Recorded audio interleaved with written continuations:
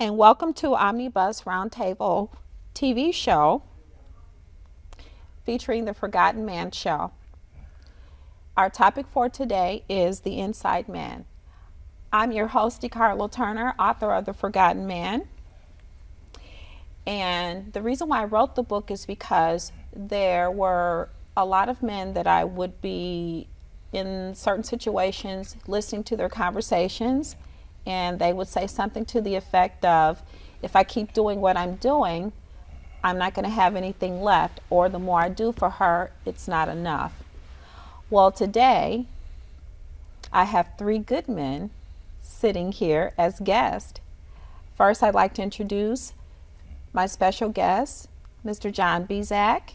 Welcome, evening. John. Thank you. Good evening. Good evening.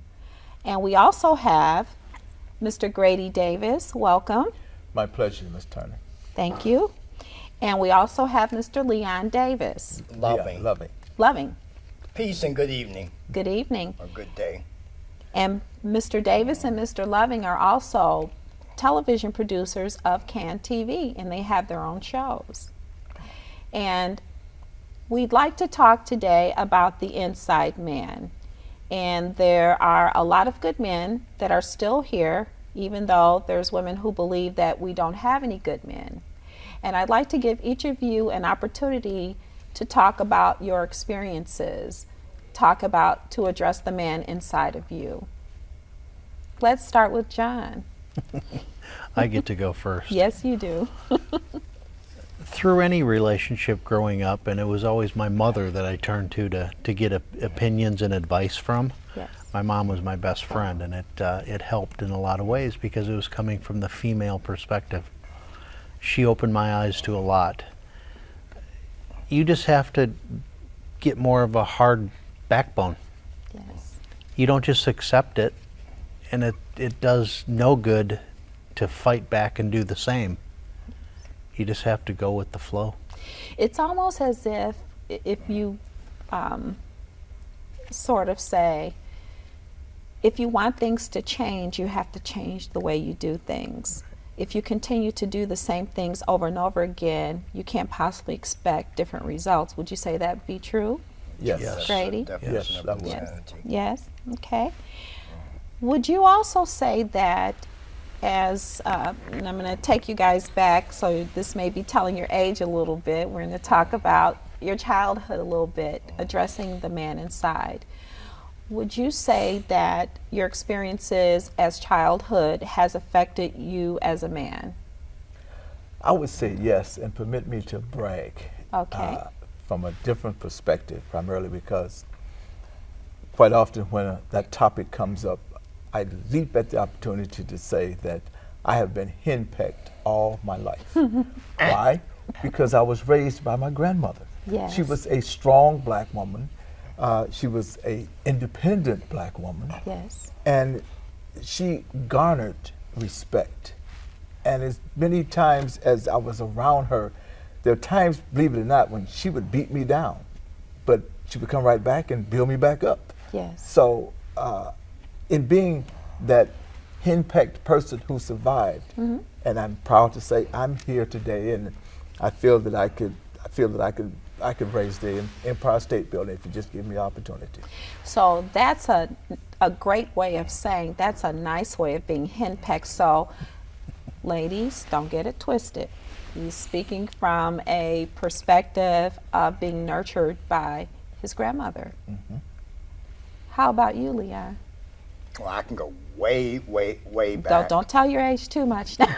Okay, well, all I'm going to say is I was called the babysitter's dream. Okay. My mother would, whoever she would leave me with, she could go and stay all day, and I wouldn't use the washroom until my mother came back. I wouldn't, go. Wow. So she never had a problem finding someone to keep me because I was that way. I don't know, I guess it's disciplined or whatever, but Okay. I was called the babysitter's dream. Okay. So in all areas and all avenues, I'm well disciplined, so I don't need a woman to, but somehow women tend to be kind of bossy Okay. over me. And me, myself, I don't like to play police over a woman. I like a woman that's self-checking, Yes. knows how to police herself, because, for one thing, I think it's part of your maturity. It's part of being, grown. A lot of women look for their, part of their thing they look for in terms of their knight in shining armor, that rough exterior. That is not so much me, I don't feel I gotta beat up a woman.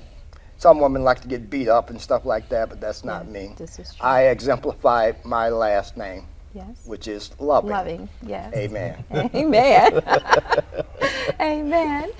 John, having said that, how about you, John? I grew up with both parents. My mom and my dad were divorced when I was very young. I was a year and a half old. I had a stepfather from when I was 4 years old. My mom divorced him 9 years later. My father divorced his second wife. I thought I could handle anything as a step. Yes. I grew up a step. Well, my son's mother, she's your book all over again. Oh my.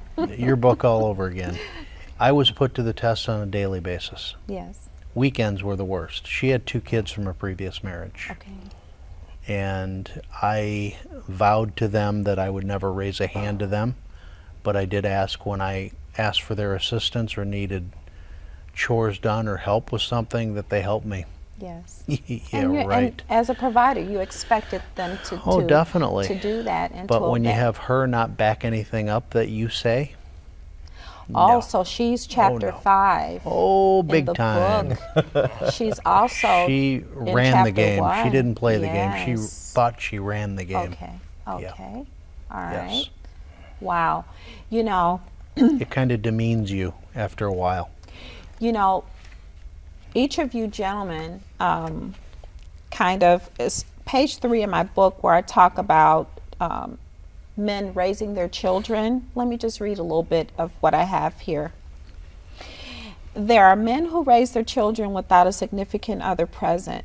They change diapers, prepare breakfast, send their children off to school, help their children with their homework, go to PTA meetings, take their children to and from extracurricular activities, listen to boyfriend, girlfriend stories, get up in the middle of the night for illnesses, miss work to look after their children, go shopping for prom, handle graduation, preparation, send their children off to college, pay for college tuition, pay for everything else, listen to the cries of their children, feed, clothe, and protect their families.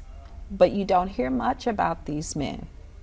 These are the men who usually get a tie, a pair of socks, or a wallet on Father's Day. Can you expound on that? I Is lived that in true? Is there some Cedar truth to Rapids, that? Iowa for 5 years, and for 5 years, every Wednesday, every Friday, I drove back to Chicago to see my son. Wow. 5 years. That's a lot of love. I did, an awful lot. Did you hear that, ladies? This gentleman drove from Cedar Rapids, Iowa to Frankfort, Illinois. Frankfort, Illinois. 3 hours door to door. Now, this is truly a forgotten man. Definitely a forgotten man. Most definitely. Grady? I would just say that, excuse me, I live in the Roseland community. And of course, when you speak of Roseland and you speak of Inglewood, it's not, very seldom is it something positive. Yes. But on this day, and because of your invitation for this particular show, I want to say publicly, there are some men in Roseland and Inglewood that are raising their kids. I see them every day walking down 111th Street, walking down 103rd Street, walking down 119th Street, okay, with their children. Isn't and that unfortunately, amazing? there are times when it's more than just one. Yes. I've seen a man with 3 kids Yes. and the stroller. Wow. Okay, so That's amazing. And you know what? Once again, as I say in my book, you don't hear about these men. you do not. See, writing this book made me come to realize a few things about men. Men don't have a problem doing anything or opening up, provided they are given opportunities to do so. We hear so much about men need to step up. I think that's just a common phrase these days. Men, you need to step up and you need to do this and you need to do that for your family. You know, stop sitting around and doing that. Or they refer to men being incarcerated. Shiftless and lazy. Exactly. Yeah. Here's my thing. I have a problem personally with that statement, simply because to me that's stereotyping all men. Because we do, as you said a couple of moments ago, Grady, we do have some extraordinary men. They do a lot of things for their children. One of the things that I had talked about on a show a couple of months ago was in regards to men having to go through difficulties in the court system. And I was going to save this for another show, but I think this is an opportunity to talk about this right now. We have a lot of women, and these are certain types of women, obviously with certain types of certain personality traits that do this. They'll take the children and they'll use the children against the man in a court of law, and they will literally lie to the courts in order to gain leverage. As men, as good men, what can you say to the man out here that is going through some challenges in a situation of that nature? What can you say to encourage our men today with regards to that type of a situation? I would start off by saying, try to find yourself in a strong Bible church. Get some spiritual foundation. I would also say on the real side, the other side, document everything that you do. Yes. Do you find that that is something that is not common with men? That's where they lose themselves sometimes in a court of law simply because they don't document? Because they're too trusting. Yes. Number one, they want to trust Sister Girl, and Sister Girl does not have his best interests at heart. Yes. Because she's trying to jam him. Yes. Jam him in every possible way before the judge. So it is necessary that he document everything. Take pictures. Try to get some testimony from your pastor or your alderman or from the job. Yes. To document just who you are. And of course, do everything you can so that you do not get caught up as far as the police system is concerned. Yes. Because that could always be detrimental. And if you have a record, do everything you can to try to not have a record. If you get one, try to get it expunged as soon as possible, because you will not find that judge being favorable if you got some negative things going against you. You know, one of the things that I do talk about in my book is men do have to be very careful about how they're dealing with situations when it comes to these women, because there are certain types of women that will literally set a man up so that he has to be dealt with by the police. There are a lot of men that are incarcerated based upon trumped up charges. Correct. You know, and my heart really goes out to you men who are in situations like that, and do everything that you can to continue to fight for your rights. Don't give up. No matter what happens, don't give up, because eventually the truth will prevail. John? The truth to remember, those children that are being urged or coerced to lie Yes. in court by their mother, those children grow up. They realize what's right and wrong. That's and they true. realize in a very early age that they were made a fool of. They That's were true. forced to do something that wasn't right. My son's one, and he doesn't want a lot to do with his mom nowadays. Wow. And I can't blame him. I can't blame him. I never once said anything negative about her to him or in front of him. Good for you. Do you believe that because of what she's done and the things that her behavior that she's displayed in front of him, do you believe that it will affect him in a way as he becomes a man, A way he doesn't want to be. which is a good thing? Very much Which so. is a very good thing. And I would say probably what contributes to that is that you are being present in his Yes. life, because it's important. You know, boys are a little different than girls are. You have to work a little bit harder to kind of, you know, crack that shell, because they do hold things inside. Girls hold things inside as well, but you know, if you do certain things, you can kind of get them to open up. Right. Boys are a little different. Very much so. They're just a little different. What would you say would be the number one thing that is important for women to understand about men? Leon? Men have feelings too. Yes. Men can sometimes be sensitive. Men aren't these, you know, rusty, crusty, hardened people that And people portray them them to be. Society No. portrays them to be. Right, Okay. right. Okay. They have their human side too. Yes. Men are people too. Men are people. They have their frailties, just like women. I mean, we all are cut out of the same mold, pretty Yes. much, you know. Yes. John? We have different reactions under different circumstances. Yes. Sometimes it'll be hard, sometimes it'll be breathtaking. Yes. But again, it depends on all that guy. Yes. Depends how he is. I'm sometimes too soft, Okay. but no. I just have to know when to step back and take a deep breath and say, oh, what the heck. Yes. How about you, Grady? There are times that I will cry, Yes. and I say that from a position of strength and pride. Yes. Okay, as Leon says, we do have feelings. Yes. There's certain things that I can do that will just bring tears to my eyes, and I'm not ashamed of it, but I don't look upon it as a position of weakness. Yes. You know, as Leon says, we have feelings too. Yes. I think people fail to realize that, you know, as women, you know, we are someone's daughter. As men, you are someone's son.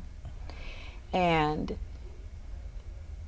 when it comes to men who are actually good men, I think people tend to forget that. You do have feelings.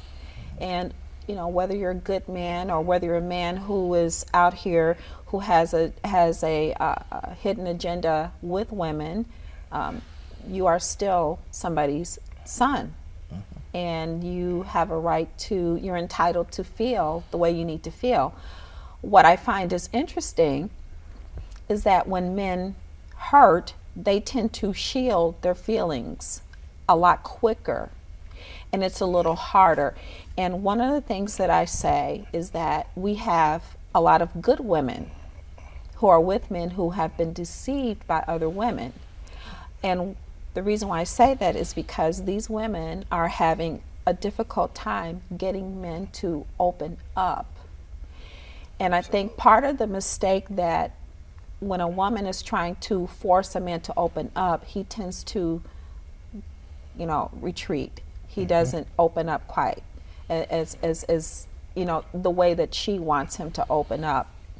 And what I've suggested to women, the women that I've spoken with, you know, since I've written this book, I've said to them, you need to try a different approach. When a man says to you, I don't want to talk about it, he actually means that he does not want to talk about it. And a good way to deal with that as a woman is to try nurturing, you know, try doing certain things to make him feel good about himself. And once you do that, he's a good man. Eventually he's going to open up and he's going to do that. But you can't keep nagging him. And that's where the nagging comes in, you know. Great woman, everything he's ever dreamed of, but he's just been burned so badly and hurt so badly by another woman. So she can't understand. He won't talk to me. Why won't he open up? It's not the fact that he doesn't want to. He can't, because he's fearful that you're going guard to do the his same heart. thing. Right. He's protecting his heart.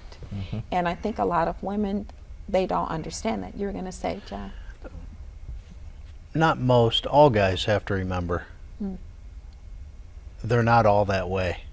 There Right. are some women that will not nurture you, but not try to put you down Right. or make you feel like loser, Yes. sissy. React. Yes. If you're a partner, if you're a true partnership, you're going to deal with things together, Yes. and you have to, Yes. especially if there's children involved. Oh, yes. I feel so bad for what my son went through. He didn't witness anything because I made sure nothing was done in front of him, but just me being away. Yes. That was painful enough for you. Oh, very much so. Yes, Very yes, much so. yes. And you can't do that if there's kids. If there's kids, you've got to be not forgotten. You have to be present Yes, you as do. often as As often possible. as possible. And you know, and you're right, because maybe you can't be there every day, you know, every waking hour of the day. But you can certainly pick up the phone, make a Yep. phone call, make plans to spend time with that child, Yep. and do things that, you know, try to be at as many games as you possibly can be at. And because those things really are important, especially nowadays, because our children, if you look at them, there's so many of our children who have gone astray. I mean, we have the kids out here in the streets, they have no respect, you know, and a lot of parents are working hard trying to work with their children to make sure that their children don't turn out to be, you know, given to the streets, if you will. Something every day, whether it's an email, Yes. whether it's a letter, Something. even going by and dropping a card in the post Yes. office box Let at the child his know that house. you're there. Yep. Yes, yes. Regularly. Yes, because as kids get older, you know, you hear a lot of them say, you know, maybe my dad wasn't around all the time, but he was there for me. And it makes a person feel good when they can hear that. You know, your child is saying, "Wow, Dad, I knew you were working all the time. You were here. You know, you were doing what you needed to do to make sure that we had what we needed. But the important thing was, you were still there for me." You know. Which is what my son Christian can always say. Yes. Because I did not want him to ever have a feeling, even though I was in Cedar Rapids, Iowa, Yes. that I couldn't be there. It was only 3 hours. I had 9 years of my life I didn't see my dad. 9 Wow. years. He lived in New York, I lived in Arizona. And how did that affect you? That sucked. Yes. I missed him. oh, huge. Yes, I bet. Every Easter, my older brother and I would get a letter, each of us, a separate letters, 2, 3, 4 pages. Yes. But there was always the last page for us to pick what we wanted to do that summer when we went to spend that 1 month Yes. that my father was supposed to have us each year. Yes. We never went. Wow. 9 years I didn't see him. That's a long time. And I don't want my son to ever have that. And do you find that a lot of men, when they see certain things that go on in the household, they do things to change it, to make it different so it can be better for their kids? They can have something to look forward to. Decarlo, not what the men Yes. see, what the children see. Okay. What my son saw, Yes. my son's mom has full custody of him. I have visitation the nights that I had him from when he was born, the first 5 years when I lived with him. Wednesday nights because she worked at a salon, Friday nights because she worked at a salon, and Saturdays. Okay. I have visitation Wednesdays, Fridays, and every other full weekend. Wow. Since I moved here back from Cedar Rapids 7 years ago, Yes. he spends the night at his mom's house maybe once every 3 months. Wow. It Because you're pays there, off. because you're there for him. Give it time, children realize what it's all about. Wow. Did you hear that? What it's all about. John says, give it some time. Give it time. If They you give it remember. time, they do They remember. Yes. And it's funny because I look back, I told her when I left, he's going to realize what you're all about, just Yeah. like I did. Wow. And that's all he said. And I never said that in front of him. I said that to her in private. Yes. And You know yeah. what? And it's great that you, regardless as to what she has become, I'll say that you still have enough respect for her as a man to not bring up things in front of your son. Yeah. Wow, that's amazing. And I think a lot of couples, they make that mistake. They have the arguments, and they, the children see the ugliness. And when you do that, it creates a problem. It creates a great deal of friction. And then there's a lack of respect. Well, when a child gets to a certain age, there's no use of you trying to keep instilling into he or she that this is what you're supposed to do when they've seen everything, Very true. Well, that's why I say, just having an opportunity to sit here and talk with you gentlemen has been really wonderful, and it has been enlightened, and I certainly hope that our audience has an opportunity to really think about the topics that we've discussed here today. And as I say on the back of my cover, contrary to popular belief, all men are not dogs. And you gentlemen are truly good men, and I certainly appreciate you taking the time out and giving advice and sharing your thoughts and your inner thoughts, because it's not easy for men to talk about things that they have inside of them openly to someone who's a perfect stranger such as myself. Okay, once again, my name is Decarlo Turner, and I'm the author of the book, The Forgotten Man. And for more information about the show, you can go to my website at www.theforgottenman.decarloturner.com, or you can write me via email at decarloturner@yahoo.com, or you can just pick up the phone and give me a phone call if you'd like at area code 708-966-9531. Gentlemen, thank you so much for your time. It has been a pleasure talking you for having with you today. us. Thank you. Thank you. Wonderful.